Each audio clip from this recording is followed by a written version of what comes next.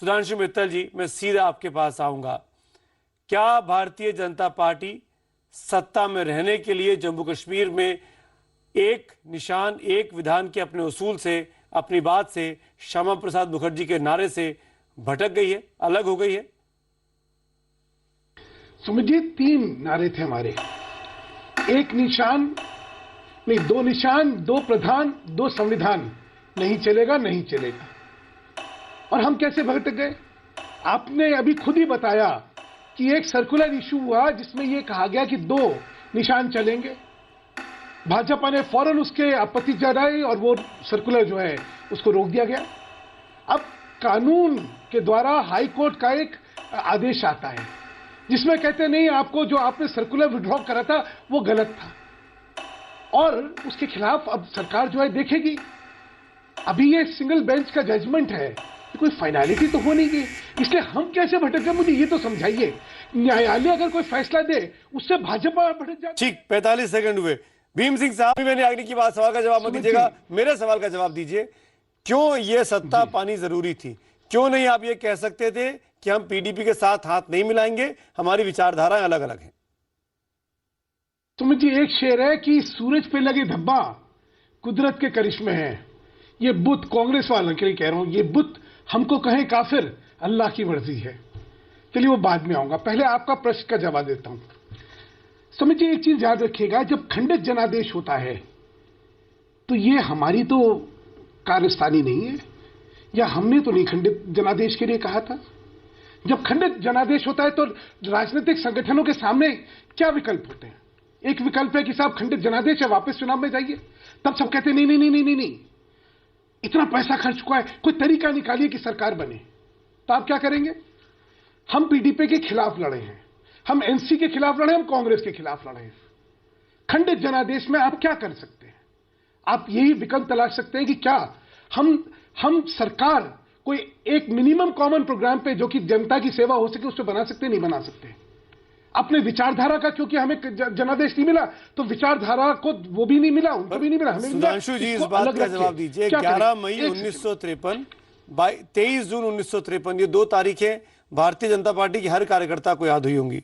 11 मई 1953 को श्यामा प्रसाद मुखर्जी जी को श्रीनगर जाने के लिए बगैर पासपोर्ट के, बगैर परमिट के शेख अब्दुल्ला सरकार ने हिरासत में लिया था, और 23 जून को उनकी रहस्यमय तरीके से मृत्यु हुई थी, हम सब जानते हैं।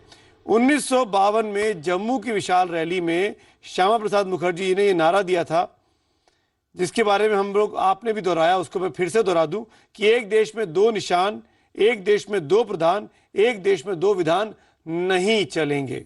तो क्या अब ये मान लिया जाए कि बीजेपी इन बातों को भूल चुकी है, इनकी कोई जरूरत नहीं बची, ये इतिहास का हिस्सा बन चुका है? तो मुझे पहले तो ये बताइए कि हमारे किस आचरण से आपने ये निष्कर्ष निकाल दिया कि हम लोग इसको भूल गए हैं? पहले तो ये समझाइए।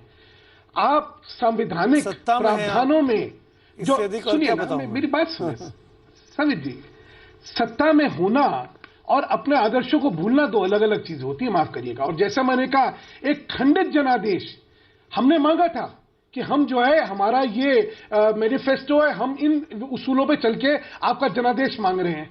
जनता ने नहीं दिया, जनता ने सीमित जनादेश दिया। क्या करना चाहिए? जब आपके पास एक सीमित जनादेश होगा तो आप अपने उसूल को उसमें लागू कर पाएंगे क्या? आज बात आती है कि 370 को हटाना है। भीम सिंह जी, 370 को हटाने के लिए क्या? आप ही की बात का जवाब दे रहा हूं। अच्छा चलिए, आप पूरी करिए, आप पूरा। 1 मिनट। हाँ, 370 को हटाना है। आपके पास पार्लियामेंट में क्या आपको जनादेश पूरा मिला?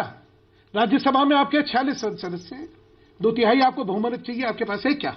लोकसभा में आपके पास 2/3 बहुमत है क्या? जब जनादेश आपको सीमित मिलेगा तो आप जो है कानून के प्रावधानों का उल्लंघन करके क्या नई चीजें कर देंगे क्या? नहीं, आप मना कर सकते हैं। दूसरी बात आती है, इतना तो कर ही सकते हैं। मैं कह रहा हूं, भीम सिंह जी, अब आपके सामने 2 विकल्प है। भीम सिंह जी, आपके सामने 2 विकल्प है कि आप जो है मैं सत्ता किसी के साथ मिलके, खंडित जनादेश में बीजेपी क्या करती है? आप क्यों बीजेपी को घेर रहे हैं इसमें? सुधांशु मित्तल, मेरा सवाल आपसे बहुत स्पेसिफिकली, क्या बीजेपी के नेता, सांसद, विधायक, जम्मू कश्मीर के मंत्री अपनी गाड़ियों पर, अपने दफ्तरों पर 2 झंडे लगाएंगे इस आदेश के बाद? कोई आपत्ति तो नहीं अब आपको? समित जी, एक चीज याद रखिएगा, लगा रहे हैं। भाई साहब लगा रहे भाई हैं, मैं बोल हल्का दूं। झंडा लग मेरे रहा है को- बीजेपी की गाड़ियों पर ऑलरेडी। भीम सिंह जी कुछ तो तहजीब रखिए, आप इतने सीनियर आदमी और हैं। लग रहा मेरे को है बोलने को कहा तो मुझे बोलने दीजिए ना। बीजेपी ने भीम सिंह जी, क्या जम्मू हो के गया लोगों आपको? का सौदा कर दिया है। भीम सिंह जी, एक मिनट, सुधांशु जी से चर्चा पूछ की रहा कोई हूं मैं। तहजीब होती है ना। नहीं, सुधांशु जी बोलिए। सुमित जी, एक सर्कुलर निकला, government circular number 13 GAD of 12 मार्च 2015। इस सर्कुलर के तहत यह कहा गया कि आप जो है spirit of prevention of insult to state honour act of 79 उसको फॉलो करेंगे। ये रहा वो। हाँ? हम लोगों ने कहा नहीं, हम लोगों ने फौरन अगले दिन जो है ये 13 मार्च को एक और सर्कुलर निकलवाया। मान लिया। और चौथा सुनिए, तो जहां तक भाजपा की नीति और कार्यशैली का सवाल है, अगले दिन ही हमने अगर आपने सर्कुलर विरोध विड्रॉ किया कर तो लिया। बीजेपी के लोग दो झंडे क्यों लगा रहे हैं, जो भीम सिंह जी आप पे सीधे तौर पर आपके सामने बोल रहे हैं? अभी पहले मैं खत्म कर लूं, आप मेरी बात तो तो सुनने नहीं देते। बीजेपी के मैं जवाब मिनिस्टर, बीजेपी के नहीं, मिनिस्टर आपने ये बात दोबारा बोली, हलवाला जो अभी बात नहीं है, झंडा वक्त कैसे की लगा कमी रहे है। हैं? मैं चाहता हूं कि बात आगे आ जाए। बीजेपी इसलिए के मंत्री क्या हल्का बीजेपी के झंडा लोग कैसे अब नहीं लगा लगाएंगे रहे हैं? दो झंडे? भीम सिंह, मैं सुमित जी सुनिए, दूसरी बात जी। एक और याद रखिएगा, आप पार्ट 2 अभी जम्मू आज भी कश्मीर लगा रहे कॉन्स्टिट्यूशन हैं, भी कल जरूर भी पढ़ लीजिए। लगाएंगे। अरे साहब चुप तो रहिए, आप तो बीजेपी ऐसा को रिकॉर्ड हो गया सत्तर जो मेरे किसी पढ़ा चीज़ हुआ में है, लगेंगे। ये रहे मेरे पास, मैं पढ़ देता भीम हूं। सिंह जी, आप मैं पढ़ देता हूं। वो ग्राफिक्स पे चल रहा है, स्टेट जो आप विद बोल यूनियन रहे ऑफ इंडिया, सुनिए एक second. Relationship of state with Union of India. The state of Jammu and Kashmir is and shall be an integral part of the Union of India. एक और चीज आपको पढ़ के सुनाना चाहता हूं। सुधांशु जी, मेरे सवाल का जवाब आप Article नहीं दे रहे हैं, आप अपना वक्त 360, जाया करें, मुझे संदीप महापात्रा के पास जाना है। मैं आपको फिर मैं बता रहा हूं कैटेगोरिकली कि आपसे भाजपा तीसरी बार का- पूछ रहा हूं सुधांशु जी, अगर आज क्या अगर आपके आज विधायकों ने जो उच्च पहले न्यायालय विरोध किया देखा- था वो आज भी कायम है कि आप दो झंडे नहीं लगाएंगे? अगर ये विरोध कायम है तो भीम सिंह जी ये क्यों कह रहे हैं कि बीजेपी के मंत्री ने हार मान ली और वो दो झंडे को स्वीकार कर चुके हैं, दो झंडे लगा रहे हैं? सुधांशु मित्तल, आखिरी बार पूछ रहा हूं, फिर मैं संदीप महापात्रा के पास जा रहा हूं। क्या है भीम सिंह जी का इतिहास? आपको सबको पता है, इनका क्या मैं इतिहास सुनाऊंगा? नहीं, ये यहाँ है, पे? ये फैक्ट है, बुजुर्ग आदमी बीजेपी है, के मेरे लोग से लगा आप- रहे हैं। मेरे से आप इनकी बात करिए। प्रश्न ये है कि हम लोगों ने अपना उसूल जो बनाया उस पर कायम है। आज और पूरे क्योंकि न्यायालय ने एक हिंदुस्तान के आदेश लोगों दिया को है, बीजेपी जब ने तक ये धोखा दिया आदेश है। को हम लोग खारिज नहीं करवा पाते, हम आप आदेश का जाएंगे पालन इसके खिलाफ? करेंगे। इसके हम लोग खिलाफ आगे लॉ जाएंगे? अबाइडिंग सिटीजन हैं, हम लोग इसके एक खिलाफ law abiding बीजेपी पार्टी आगे है। जाएगी?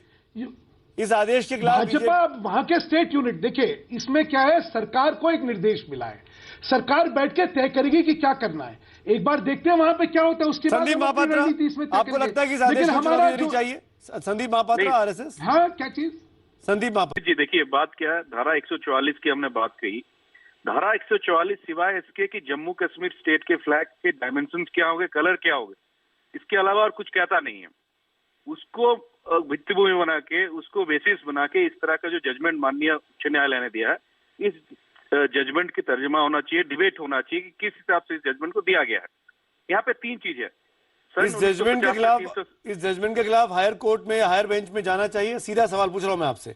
और वो कौन जाएगा? रूप से जाना चाहिए। कौन जाएगा? निश्चित रूप से जाना चाहिए। कौन जाएगा? देखिए, कौन जाएगा? ये बताओ, कौन जाएगा? ये हाई कोर्ट बात है। की भाई साहब जाना चाहिए देश की अखंडता को और इस हाई कोर्ट के सुमित जी मेरे को बात खत्म करने दीजिए। को पैनलिस्ट को बोलिए थोड़ा धैर्य रखें। भीम सिंह जी एक मिनट, भीम सिंह जी एक मिनट, निश्चित रूप से भीम सिंह जी एक मिनट, संदीप महापात्रा बोल रहे हैं। हाई कोर्ट का 370 धारा 370 धारा की दुआई जो सेपरेटिस्ट देते हैं, 370 की धारा की जो सेपरेटिस्ट दुआई देते हैं और राजनीति करते हैं, प्रोविजन है। भीम सिंह जी से मैं ये पूछना चाहता हूँ, भीम सिंह जी से मैं ये पूछना चाहता हो हूँ, सकता है फ्रेमवर्क?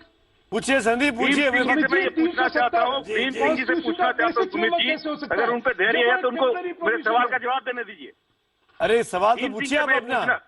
नहीं पूछने देंगे तभी तो पूछूंगा मैं। अरे पूछिए ना, वक्त जाहिर हो रहा है, मुझे वाइंड अप करना है। पूछिए। 370 धारा के अंतर्गत जो वहाँ पे जम्मू कश्मीर के लोगों को असुविधा हो रही है, वहाँ पे पंचायत राज व्यवस्था नहीं है, वेलफेयर स्कीम्स बहुत सारे ऐसे हैं जहाँ वहाँ पे लागू नहीं हो रहे हैं।